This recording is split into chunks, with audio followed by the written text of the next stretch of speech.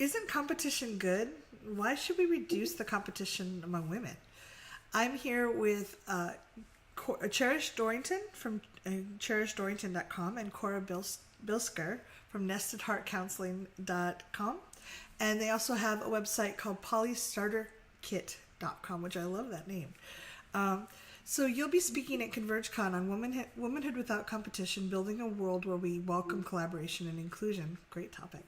But like, why should we eliminate competition? Doesn't that help people do better?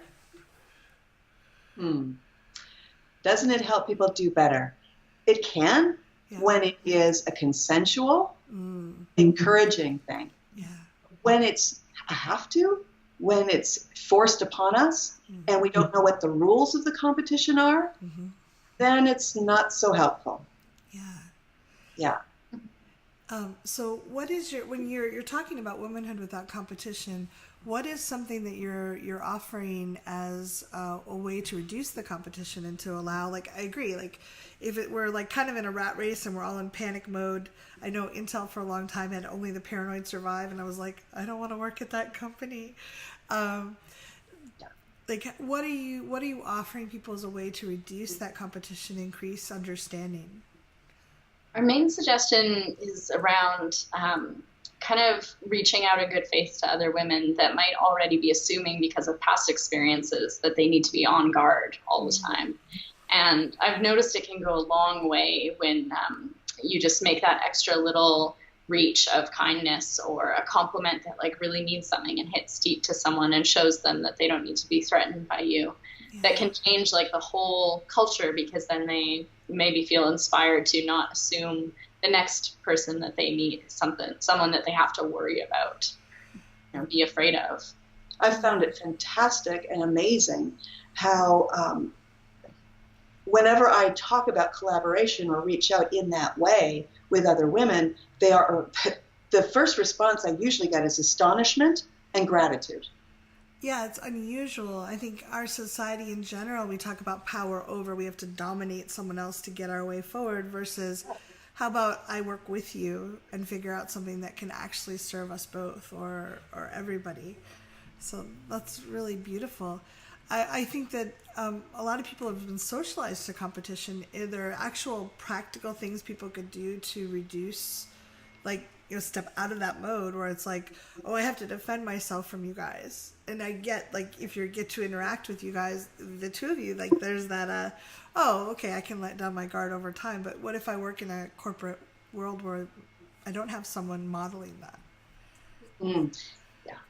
Yeah, we want that to be a really big part of our workshop. I think often the teaching we do, we don't want it just to be theoretical. We want to really draw on maybe hints that people have found in their own experiences of a time when they could have done something differently. Oh, wow. So you're going to have our audience sharing and Absolutely. Love that.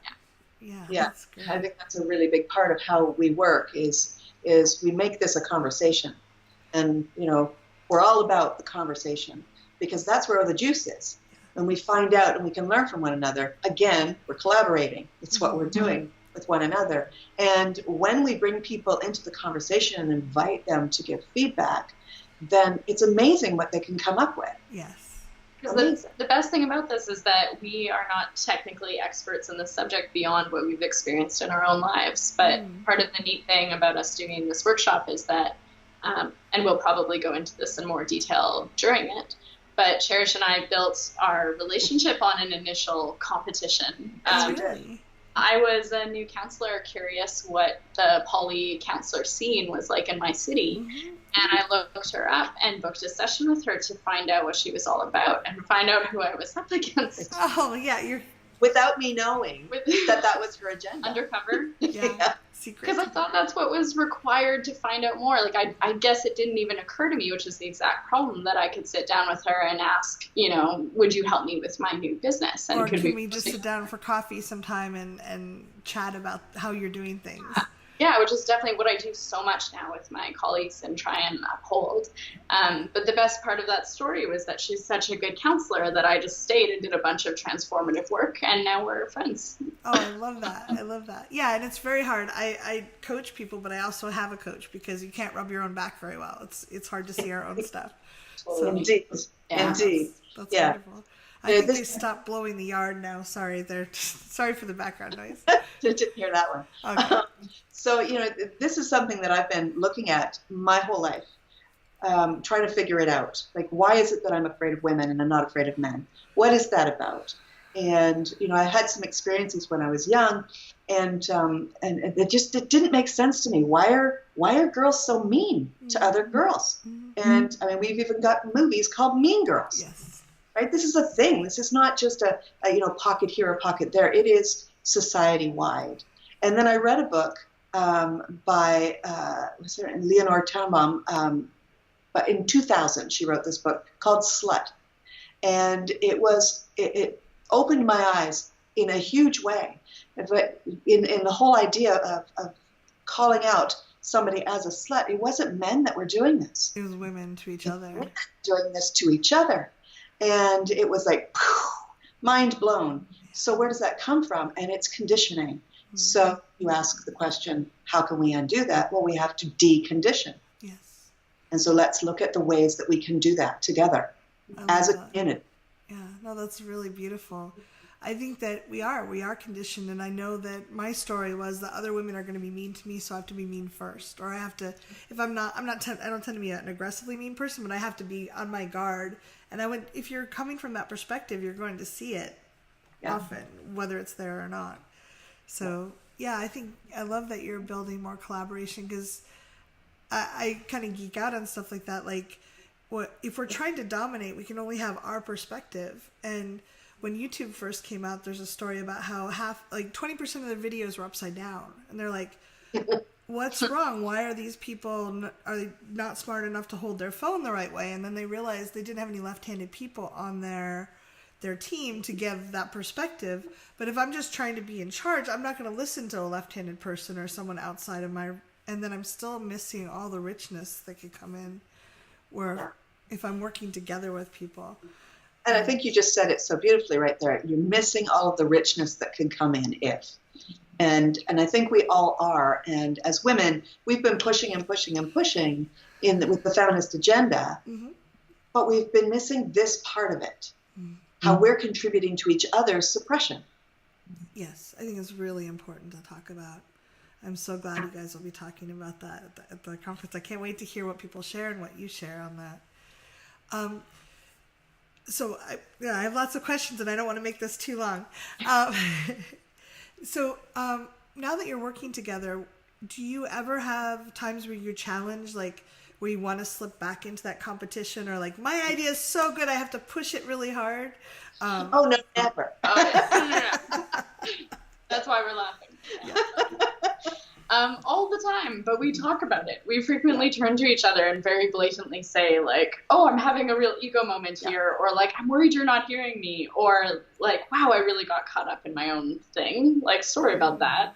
Yeah. And the honesty that we've had to have since starting our relationship off in a unique way, I think is part of the way that we can find these solutions. That if we can all be explicit and talk to each other about these fears, then it's like I would say the light shining under the bed and seeing there's not a monster there. Yeah, you can just like get it out in the open. So the more we do it, yeah, easier it gets, because we learn that we can trust each other. Yeah. Yeah.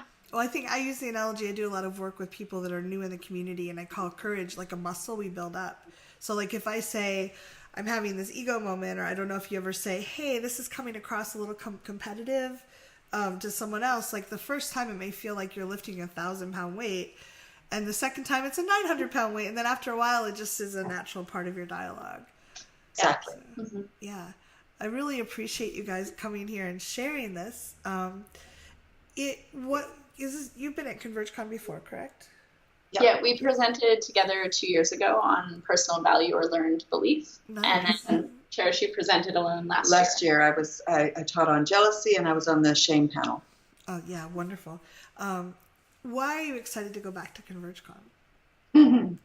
I just found it like a really inspiring space to be in, where there's a bunch of relationships, sex, communication geeks all in one room, and the energy there was electrifying. There's there's more and more like online conferences happening, which I think is amazing for reaching people that can't get to them any other way. But there's definitely some spirit to it I miss. I love that I'm it, excited face to to have. face, giving hugs and feeling supported. Yeah. Of being in community. And one of the things that really brought it home for me was last year when I was speaking on the shame panel, what I was bringing to the table, I was afraid to bring to the table. I wasn't sure how it was going to be received. And it ended up that the very thing that was on my heart was the theme of the whole weekend. And it carried all the way through. And I realized that being in community and being affirmed in what I felt passionately about was so valuable. It carried me through the year. Yeah. And I think we need that so much when we are in a situation where we're advocating for change. We need to know that we're on a team, not doing it all by ourselves. It's too big to do it ourselves. It's, yeah. And I realized I never introduced myself. So if you're listening, I'm Kathy Bartoli from the intermissivdojo.com. And I really do appreciate you talking about this because, again, you could have shame about being competitive and you want to hide it.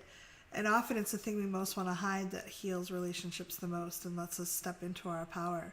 So I love that you can, like saying, I'm feeling very ego-driven about this, or I really feel like, I need you to hear me about it, and owning that, so then all of a sudden we can step outside of the pattern we're in. So thank you so much.